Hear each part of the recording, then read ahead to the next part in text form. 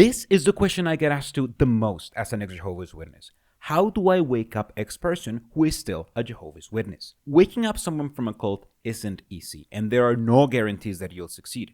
However, there are a lot of ways that it can go wrong if you're not careful. I have successfully woken up a couple of people, and I helped some friends who already had some doubts in their waking up process. And also, I spent a ridiculous amount of my day thinking about how to do this. So this isn't a rule book, this isn't a guide. This is what I've noticed has helped me the most, because waking someone up from is almost a completely unexplored area. So let's go through the 3 main principles you need to keep in mind when waking someone up, and then let's see how that looks like in action.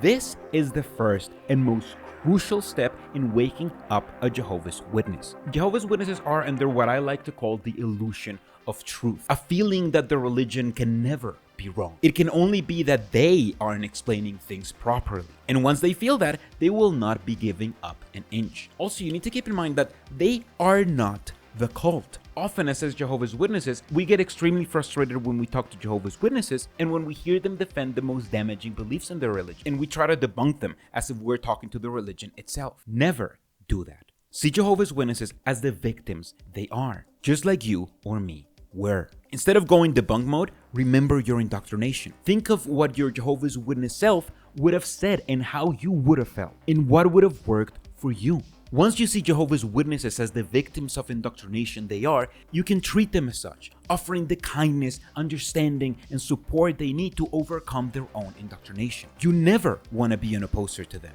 Oppose the cult, support its victims.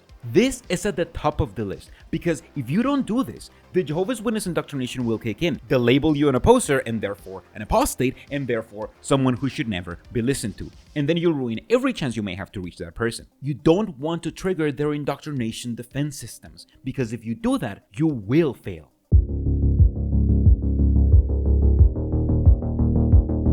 This is the second most important thing you can do, because questions are what's going to wake up a Jehovah's Witness, not evidence.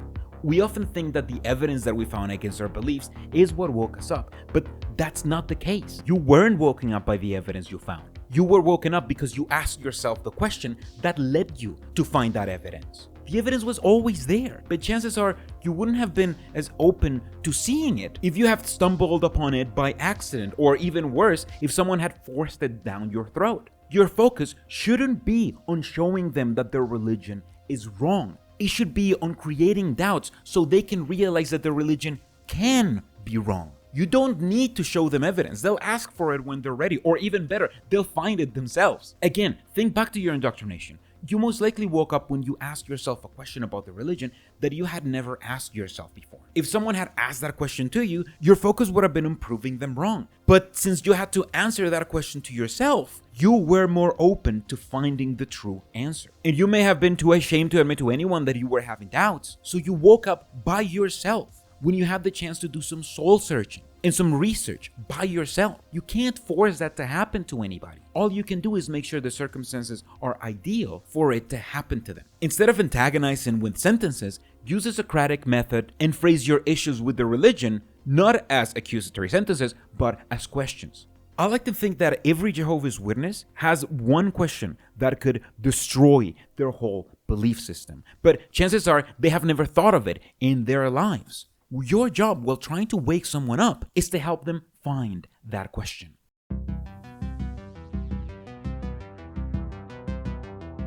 People are Jehovah's Witnesses for different reasons. Some people are Jehovah's Witnesses because they think they're the best at prophecy. Some people are Jehovah's Witnesses because they go through the checklist that they make themselves in order to check which one is the right religion. Others are in there because they like the community and they feel protected in it. The issues that woke you up may not even be issues at all to the Jehovah's Witness you're trying to reach, because they may not be in the religion for the same reason you were. Tailor your questions to the reasons they are in the cult if you want to have a chance of being heard. Those are the 3 main principles that I use when talking to Jehovah's Witnesses. If you apply these 3 principles, you'll be better equipped than most people when talking to Jehovah's Witnesses. With these principles in mind, you can start trying to wake up Jehovah's Witnesses. And I like to divide the waking up process into 3 phases. Let's start with the first one, which I like to think of as first contact. Here is when you'll ask probably the very first critical thinking questions about the religion that they have ever heard to find out why they are in the religion while remaining an ally. The way I like to do it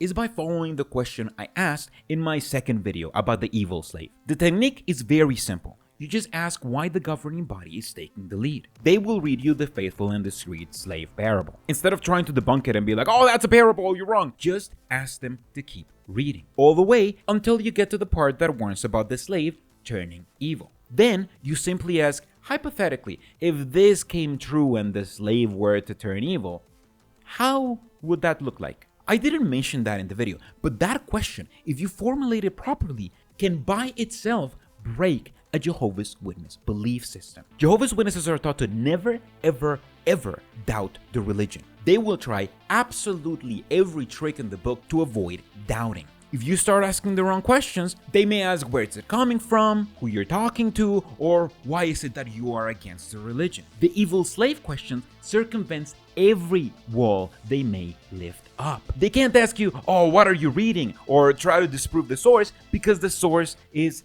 the Bible. The question is in itself almost a self-destruct button built into the basis of the religion, because it's right there next to the verse that gives the governing body its power. And it's a totally reasonable and logical question to ask once you read the entire thing. It has nothing to do with apostates, with the news, or anything else. It is directly about the doctrine. The question is designed to force Jehovah's Witnesses to imagine a scenario where the religion is wrong and to ask themselves what would take for them to stop being a Jehovah's Witness altogether, which is the one question they're taught to repress.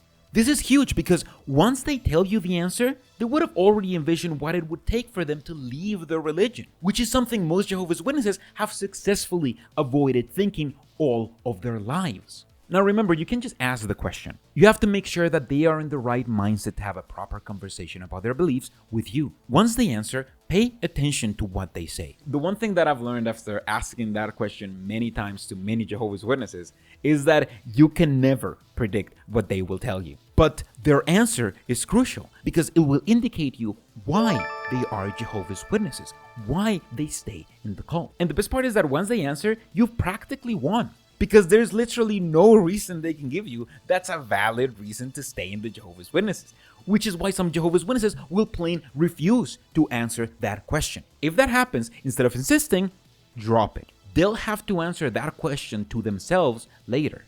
Your job is done. But let's say that a Jehovah's Witness says that they would know that the slave would turn evil if he started preaching things that don't come in the Bible. Instead of giving into the temptation and showing them all of the evidence that you have already, ask them to give you examples of how that would look like exactly. You want to give them the rope to hang themselves as much as possible. Once they give you actual examples, it will be very easy to find evidence that fits within those examples. But don't just show them the evidence and just expect to accept them. Instead, keep asking questions. Like saying, okay, well, would you say that this fits your definition? Before showing them your example. You aren't trying to win an argument. You aren't trying to get a gotcha moment. You always want to be simply asking questions and let them try to come up with an answer. Now, inevitably, you'll arrive at a question that a Jehovah's Witness will not be able to answer. Say you show them the evidence and they don't know what to say. At the moment, you may want to feel like pressing them because you know that you're right. Don't. Instead, once you see the Jehovah's Witnesses stumped, leave the question lingering and move on to another topic. You can even say something like, see, these are the kind of questions that got me to where I'm at. And tell them that you felt as confused as they feel right now, so they know you know how they feel. You don't even need to keep talking about Jehovah's Witness stuff, especially if you feel like the conversation may turn into an argument or if you see that they are uncomfortable. If you get there, again, your job is practically done. They may want to, but if they ask themselves a good question that they can't answer, they will not be able to forget about it. And that's how the first phase concludes. You've established first contact, now you have to hope that that's enough. To avoid coming off as pushy or as an opposer, once you've made first contact, back off. Don't even mention it again. Let them see you live your life as normally as you have. Let them approach you because they will inevitably want to approach you again. If you've left them with a good question, they'll want to talk to you again and figure out if it was just a fluke, or maybe they'll want to talk to you again because they've been researching apologetics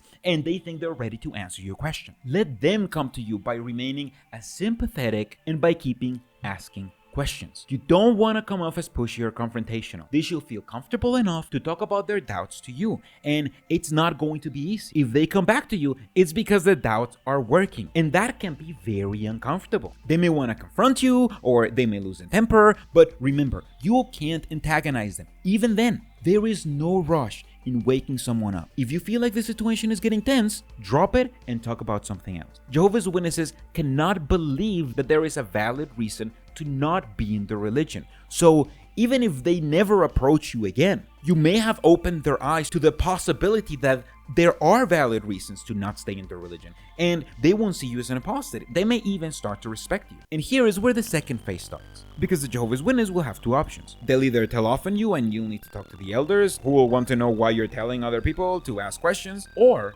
they'll start waking up. And in the second phase is where the conversations start changing. Whereas at first they may have been confrontational, now they ask you questions because they truly want to know the answers. They'll be more open to hear more about the things that they've never heard about the religion that you seem to know so much about. Send them the best evidence you got. Don't send them an apostate YouTube video, you'll ruin your chances. Instead, tell them about things like the Australian Royal Commission and invite them to listen by themselves to the testimony of Jeffrey Jackson, since they can see it's just him and the government. No apostates, no news. Show them one of the many proper documentaries about their religion. You can also invite them to research similar cults and suggest them documentaries like Keep Sweet, Pray and Obey, which talks about a fundamentalist branch of the Mormons, and Leah Remini's Scientology documentary, which also talks about the Jehovah's Witnesses. They will both show them how the Jehovah's Witnesses are nothing special. It's just like every other single high control group out there. And once they're there, the third and final stage begins: waking up.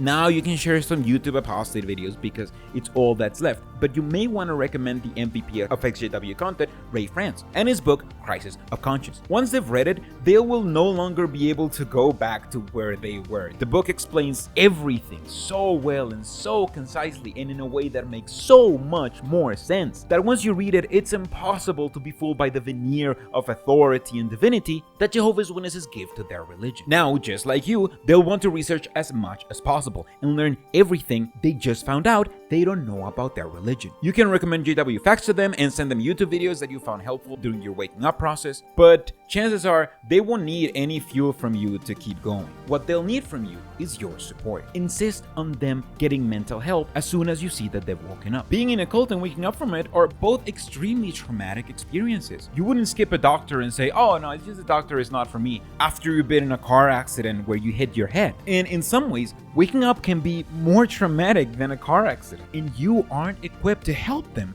as well as the medical professionals that have trained all their lives to help people like them. However, be there for them. Keep them from making rash decisions and urge them to take their time and to make sure that everything they do is well planned. They'll be facing shunning by most of their circle, probably all of them. Remind them that there's nothing wrong with remaining for a while in the organization, even if they don't believe in the doctrine, if they feel like that's what they need to do. Many are prisoners inside of the organization, so they won't be the only ones who attend to the meetings and go through the motions just to avoid being shunned. They are also going to need a lot of support, so make sure you're giving them the support you needed when you were waking up. Now, is this 3-phase plan gonna work for everybody? No. Obviously not. You can't just kickstart someone's waking up process with a short plan. But remember, everyone in a cult knows at some level that they are in a cult. And you know that Armageddon isn't coming. You have all the time in the world to let them realize that they are in a cult all by themselves. All you need is to make sure they know you are the person to go to as soon as they're ready to voice their doubt. That's how you wake someone up. Not by disrupting kingdom halls or by confronting people at cards with sexual abuse scandals, but by becoming the ally they didn't know they needed to voice the doubts they didn't know they had. This is a video I've been thinking about making almost every day for almost 2 years. And it's been taking a lot of reading about deprogramming and just researching and debating people who are way smarter than me to come up with this because waking people up from cults is a field that's surprisingly lacking in information. So I appreciate everyone watching these videos, especially my patrons over here who help me spend time to think and research about all of this stuff, which I think is extremely valuable and extremely under-researched. I really hope you find this video useful, and let me know below how this method can be improved, or if you have a completely different method that has worked for you. Your information is very valuable because it's very scarce, and the more we know about waking people up, the better we can help victims of indoctrination live an authentic and fulfilling lifestyle.